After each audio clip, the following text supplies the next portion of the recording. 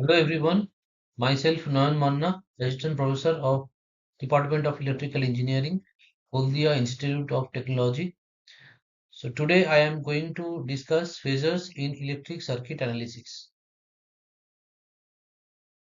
So alternating waveforms are the waveforms which alternates its direction with time. So if we see alternating waveforms, they are of different shapes like sinusoid, square wave, and triangular wave. Now at means in electrical circuit we also different type of circuits we also observe this kind of alternating waveforms at different portion or at different nodes of electric circuits. uh, but out of all the alternating waveforms, all the type of alternating waveforms, we are mostly interested in sinusoids uh, while we are going for the analysis of the AC circuits. So why sinusoid? Now, a sinusoid is a signal that has the form of sine or cosine function. Now, we are interested in sinusoids for different reasons. First is the nature itself is a is characteristically sinusoidal. Why? Because we say that means we have seen that for generating electricity, that means generating electrical signals and the transmission of the signals through a long distance involves different modifications. That means involves different machineries which handle the sinusoid signals very easily.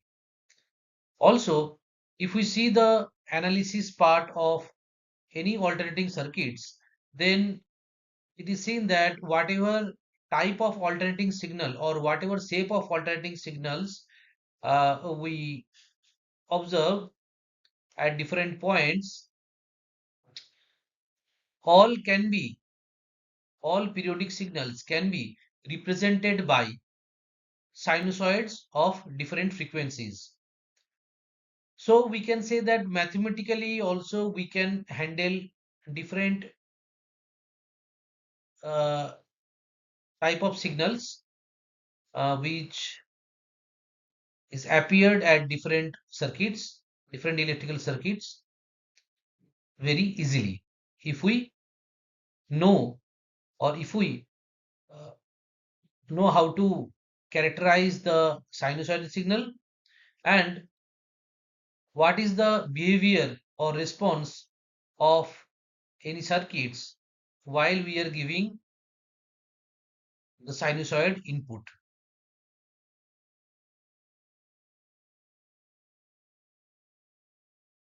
Now let us consider a sinusoidal voltage Vt equal to Vm sin omega t. So this is the mathematical representation of a sinusoid where Vm is the amplitude,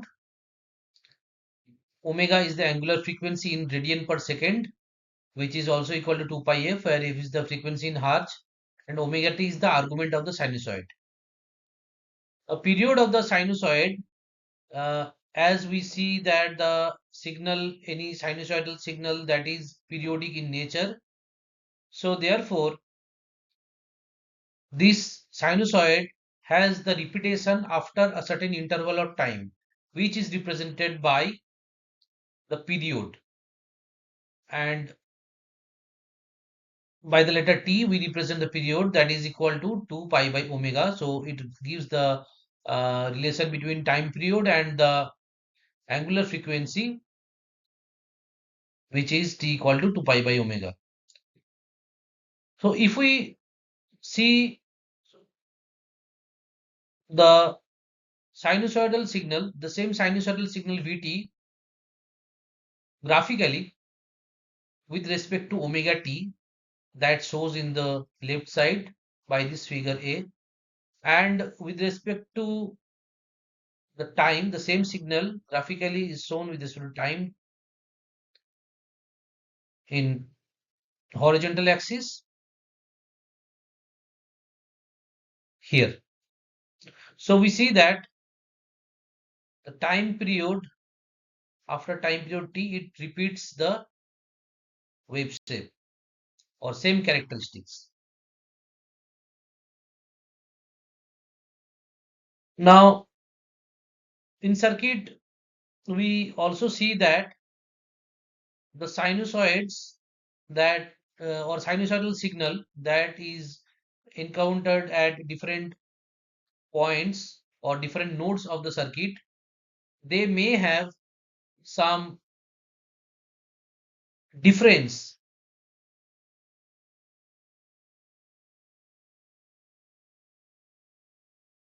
some angle difference between them. So which is called phase difference. Here, mathematically, how we represent a signal which is having some phase difference with angle phi. So let us say the sinusoid or sinusoidal signal we have discussed earlier, V equal to Vm sin omega t. So this is showing graphically where it starts from 0 and then it moves positive, then it goes on. So similarly, if we have another signal named as V2, which is shifted or which starts before the signal V1, and what is the value or what is the angle by which it started earlier is, let us say, phi. So then the signal which is having the same wave shape, that means same magnitude and same frequency omega. So mathematically we represent the signal which is having the same kind of characteristics or same wave shape. Mathematically we can represent it by V2, where V2 equal to Vm sin omega t plus phi. And this phi shows the phase angle difference by which the waveform starts. Now, based on the shifting, whether the shifting is happened from the left or from the right of the basic sig or from the V1, based on that, the sign of this angle that decides. As here we can see that the V2 signal, it starts first, then after angle phi the signal comes V1. That is why we say that mathematically V2 is leading by V1 at an angle phi.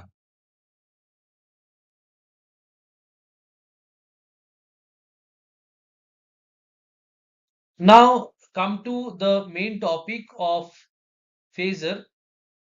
The term phasor or that quantity is a complex number that represents amplitude and phase of a sinusoid. Now, in the previous slide, in the mathematical representation, we have seen that any sinusoid can be represented in the form of sine or cosine, which are having three quantities by which we represent them. What are the quantities? That is the magnitude, then frequency, and then angle or phase angle.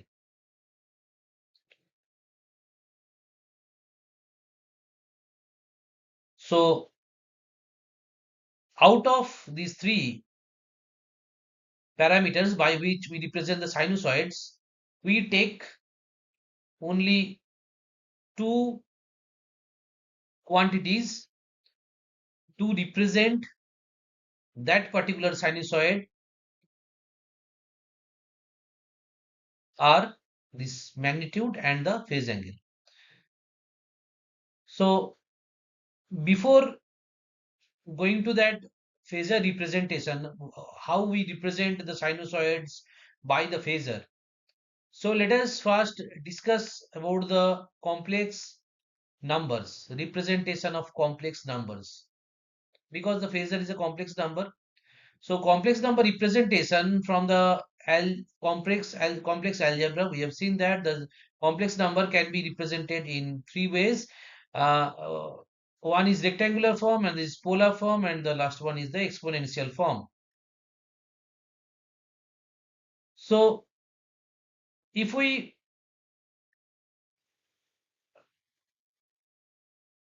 take rectangular coordinate, as we can see here in this graph, in this plot, if we see that we have taken a rectangular coordinate where we have taken horizontal axis as the real axis and imaginary axis as the vertical axis. So how we represent that in this rectangular coordinate? So this complex number z is represented by, in rectangular form, it is represented by x plus jy, where j is the complex operator. So this j is having the magnitude 1 with an angle of 90-degree shifting. So therefore, the real axis, it is horizontally placed, and the imaginary axis, that is shifted anti-clockwise direction by 90-degree.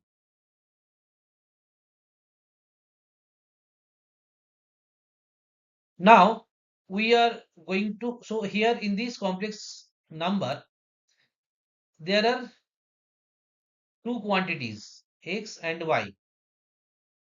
So this x and y, this is the point in the complex plane which is represented, or which is plotted here in complex plane.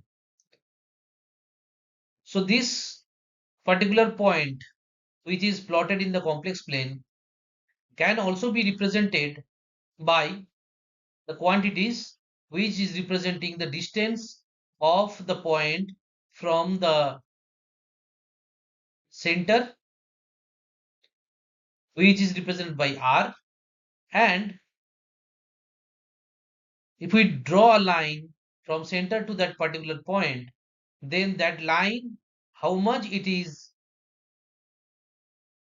shifted by angle from the real axis in anti-clockwise direction, that is represented by phi.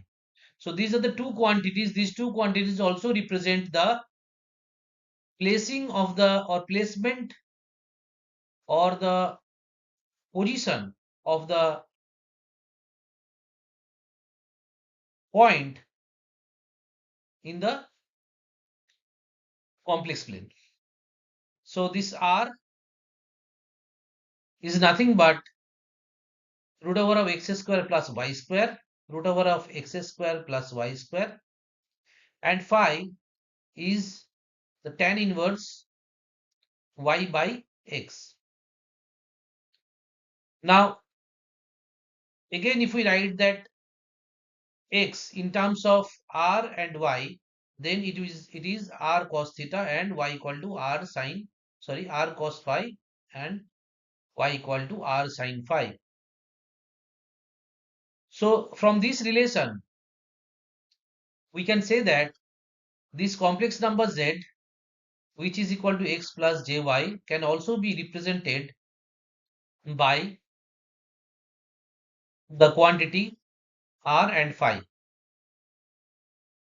So r and phi. Now from here also we can say that, and this representation r and phi, this representation is called as polar form, and mathematically the same thing we can also represent by z are equal to z e to the power j phi. So this form is the exponential form where r and phi are the amplitude and the phase of the sinusoid.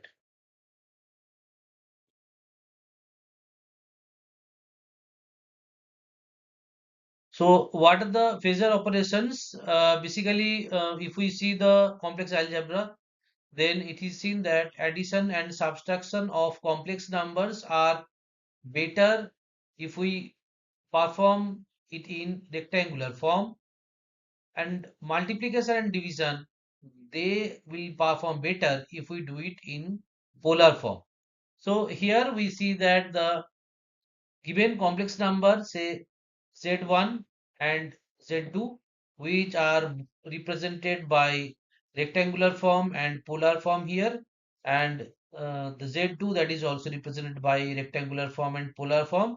Now, if we go for addition and subtraction, it is easier for us to go for rectangular representation because directly we can add up in a very nice way or easily. And if we do the multiplication or division, then a polar form or polar representation of the same complex numbers are easier for us to calculate.